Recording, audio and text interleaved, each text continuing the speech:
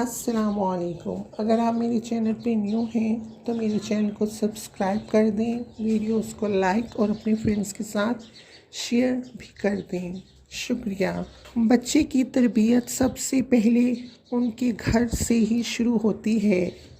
جب بھی کوئی بچہ پیدا ہوتا ہے تو وہ ایک سفید کاغذ کی طرح ہوتا ہے، اس کو کچھ نہیں پتہ ہوتا۔ یہ والدین ہی ہیں جو اس سفید کاغذ کو بہت سے رنگوں سے نوازتے ہیں۔ جس طرح کے رنگ اس کی شخصیت میں بھریں گے اس طرح کی ہی شخصیت ہو جائے گی۔ اگر اس کے سفید کاغذ جیسے دماغ میں بدنما رنگ بھریں گے تو اس کی شخصیت بھی ویسی بدنما ہوگی۔ بچے کو اچھے اسکول میں ڈالیں گے مگر اس نے زیادہ اثر گھر کے ماحول کا ہی لینا ہوتا ہے، اچھا بھی اور برا بھی۔ جو بچے ایک جیسے خاندانی نظام میں رہتے ہیں ان کی تربیت اور طرح کی ہوتی ہے، اور جو بچے والدین کے ساتھ الگ گھر میں ایک چھت کے نیچے ایک ساتھ رہتے ہیں ان کی تربیت الگ طرح کی ہوتی ہے۔ ان میں اعتماد کی کمی نہیں ہوتی۔ جو والدین کہتے ہیں ان کی ہر بات پر عمل کرتے ہیں، اچھی بات پر بھی اور بری بات سے بھی رک جاتے ہیں۔ مگر اگر والدین کہیں کہ بیٹا جھوٹ نہیں بولنا، یہ بری بات ہے، مگر بچہ یہ دیکھے کہ والدین خود جھوٹ بولتے ہیں اور اسے جھوٹ بولنے سے منع کرتے ہیں، تو اس طرح بچہ صحیح طرح اپنے والدین کی بات پر عمل نہیں کرتا۔ کچھ ایسے بچے بھی ہوتے ہیں جو احساس محرومی کا شکار ہوتے ہیں، جن کے والدین طلاق لے کر دوسری شادیاں کر چکے ہوتے ہیں۔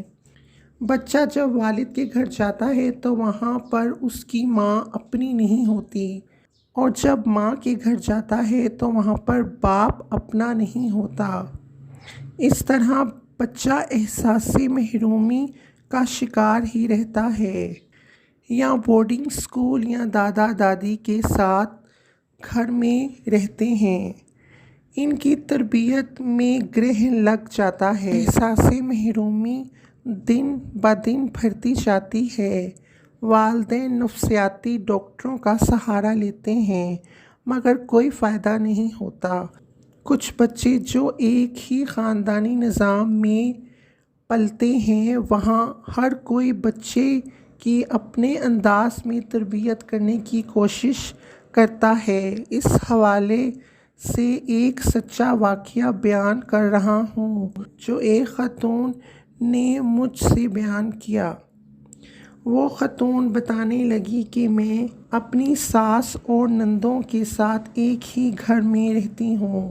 میں چاہتی ہوں کہ میں اپنے بچوں کی تربیت اسلامک طریقے کی کروں، انہیں گناہ ثواب اور اللہ کے احکام اور جو اسلامک اصول ہیں ان سے آگاہ کروں۔ مگر کیا بتاؤں کہ مجھے ایسا کرنے کے لیے کن مشکلات سے گزرنا پڑتا ہے۔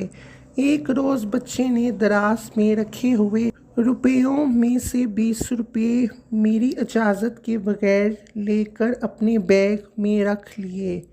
دوسری روز بھی اسی طرح 20 روپے لے کر بیگ میں رکھ رہا تھا کہ میں نے اسے ایسا کرتے ہوئے پھر دیکھ لیا۔ وہ ابھی بہت چھوٹا بچہ ہے اور ابھی اسے گناہ ثواب کی اتنی سمجھ بھی نہیں، لیکن میں چاہتی ہوں کہ ابھی سے بچوں کی تربیت ایسی کروں کہ وہ اچھائی اور برائی میں فرق کرنا سیکھ جائیں۔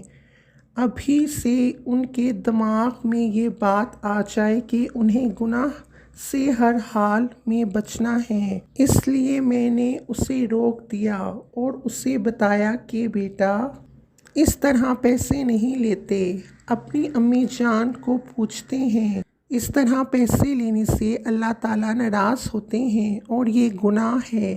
اس نے اپنی معصوم نگاہوں سے دیکھتے ہوئے پوچھا، امی جان گناہ کیا ہوتا ہے؟ بیٹا اس طرح چوری پیسے لینے سے اللہ پاک ناراض ہوتا ہے اور سزا بھی دیتا ہے، اس لیے ہر بات امی جان سے پوچھنی چاہیے۔ تمہیں روپے چاہیے تھے تو میں دے دیتی، یہ گناہ نہیں ہے اگر تم پوچھ کے پیسے لو، اور اگر بنا پوچھے لو گے تو گناہ ملے گا۔ میں نے جب یہ بات کہی تو اس نے مجھ سے وعدہ کر لیا کہ وہ ہر بار امی جان سے پوچھ کر پیسے لے گا، اور اگر پیسے چاہیے ہوں گے تو چوری نہیں کرے گا بلکہ امی جان سے مانگے گا تاکہ گناہ نہ ہو۔ یہ کہہ کر وہ اپنی پھپھو کے کمرے میں چلا گیا اور ساری بات انہیں بتائی اور کہا، پھپھو چوری پیسے لوں گا تو کیا اللہ پاک سزا کے طور پر دوزخ میں ڈالیں گے؟ پھپھو نے پیار کرتے ہوئے جواب دیا، توبہ تمہاری امی تو بہت ہی سخت باتیں کرتی ہیں، اتنے سے بچے سے گناہ اور ثواب کی باتیں کرتی ہیں، وہ پیسے تمہارے ابو جان کی کمائی کے ہوتے ہیں، اس میں گناہ کی کون سی بات ہے؟ اللہ پاک گناہ نہیں دیں گے تم کو، کیونکہ بچے معصوم ہوتے ہیں۔ اس معصوم سے بچے کو یہ سن کر سمجھ نہیں آ رہا تھا کہ کون سچ کہہ رہا ہے، اس کی امی جان یا پھپھو۔ پھر میرا بیٹا میرے پاس کمرے میں آیا اور بہت عجیب سے لہجے میں بولا، امی جان آپ بہت ڈراتی ہیں مجھے، بچے معصوم ہوتے ہیں، اللہ پاک ہمیں کوئی سزا نہیں دیں گے۔ جب میں نے اسے اپنے پاس بٹھا کر ساری بات پوچھی تو اس نے بتایا کہ پھپھو ایسا کہتی ہیں مجھ سے، تو اس کی باتیں سن کر میں تو سر پکڑ کے بیٹھ گئی۔ لیکن کوشش جاری رکھی ہے۔ آپ خود ہی سوچیں، ایک گھر میں جب اتنے سارے لوگ رہیں گے تو ان کے فائدے بھی ہیں اور نقصان بھی۔ بچہ دو طرح کی شخصیت کا مالک بن جاتا ہے۔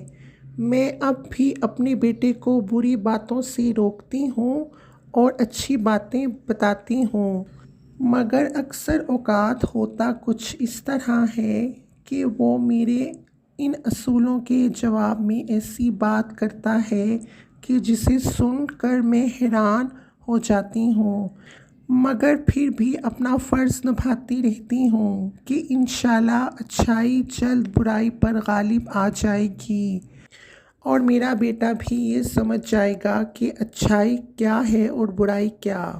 وہ عورت بالکل صحیح کہتی تھی کہ اس کو بہت سی مشکلات کا سامنا کرنا پڑتا ہے۔ وہ خود بچوں کو شروع سے ہی اچھائی اور برائی میں فرق کرنا سکھانا چاہتی تھی۔ ایک خاندانی نظام کی خوبیاں بھی ہیں، کئی مشکلات بھی اور مسائل بھی بہت آسانی سے حل ہو جاتے ہیں، مگر اس کے گھر میں ہی بچوں کو ایک مختلف نقطہ نظر بتایا جا رہا تھا۔ جو والدین الگ رہ کر اپنے بچوں کی پرورش کرتے ہیں انہیں بھی بہت سی مشکلات کا سامنا کرنا پڑتا ہے۔ بہترین حل یہ ہے کہ ان مسائل سے عقل مندی سے نپٹا جائے اور صبر کا دامن نہ چھوڑا جائے۔